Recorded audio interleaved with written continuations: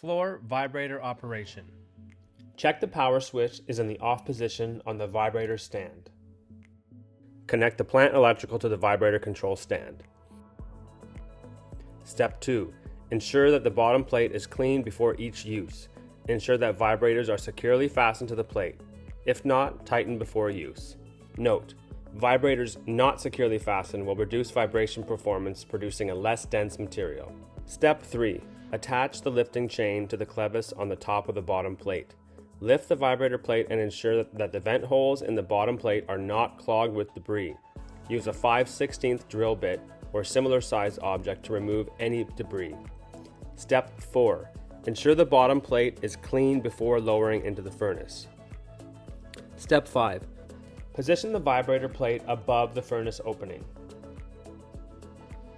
Connect vibrator plate electrical to the vibrator control stand. The plug is located on the left side of the control stand pedestal. Lock connection in place. Step 6. Lower plate to the bottom of the furnace using the hoist, and rest on top of the floor material while centering it as best as possible. Note: use extreme caution to avoid contact with the furnace sidewall insulation material. Contact may cause tearing of the fabric. Step 7. Remove chains and clevis. A furnace operator will need to enter the confined space of the furnace long enough to unhook the hoist from the plate clevis. If entering is not possible, unhook the hoist and leave the clevis in place. Note: proceed with caution when removing the plate if the clevis is left hooked on. Due to the nature of vibrators, the clevis may have come loose after vibrating. Step 8. Turn vibrator stand power on. Step 9. Press vibrators on button located on the control stand and vibrate bottom material. The vibration time will be provided in your operation manual. Note: some dust may be generated by air escaping through the vibrator plate vent holes. Air removal is necessary to compact the material. Step 10. After timing the vibration, press vibrators off button. Step 11. Replace clevis on plate and hook to lifting chain. Important note: occasionally suction will occur between material and the underside of the plate. If the seal is not broken before lifting the plate, a section of material from the knit bottom may be torn away. To avoid creating this suction, it is essential to turn the vibrators on and lift the plate at the same time. Step 12. When the plate breaks away from the bottom, turn vibrators off. Turn plate 90 degrees, then lower the plate to vibrate for a second time. This is done to evenly distribute the vibration of floor material. Step 13. Remove chains and clevis. A furnace operator will need to enter the confined space of the furnace long enough to unhook the hoist from the plate clevis. If entering is not possible, unhook the hoist and leave the clevis in place. Step 14. Press vibrators on and vibrate material for prescribed time.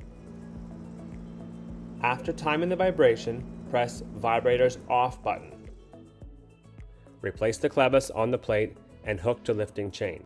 Important note: occasionally suction will occur between material and the underside of the plate. If the seal is not broken before lifting the plate, a section of material from the knit bottom may be torn away.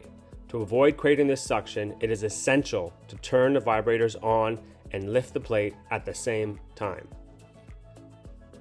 Step 17. Turn the vibrators on before lifting the plate to break suction. When the plate is free, turn vibrators off. Furnace floor vibration is now completed.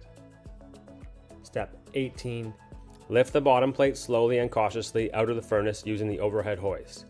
Avoid contact with sidewall insulating fabric to avoid tearing. Note: some loose refractory will be on the vibrator plate. Use caution when moving the plate to prevent material from becoming airborne. Step 19.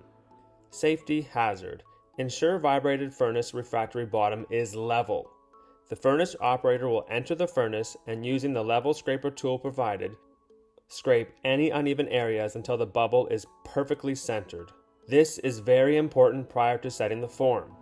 If the refractory installation system, RIS, is placed on a freestanding form of a floor that is not level, there is a risk of the RIS tipping and injuring workers or damaging the equipment.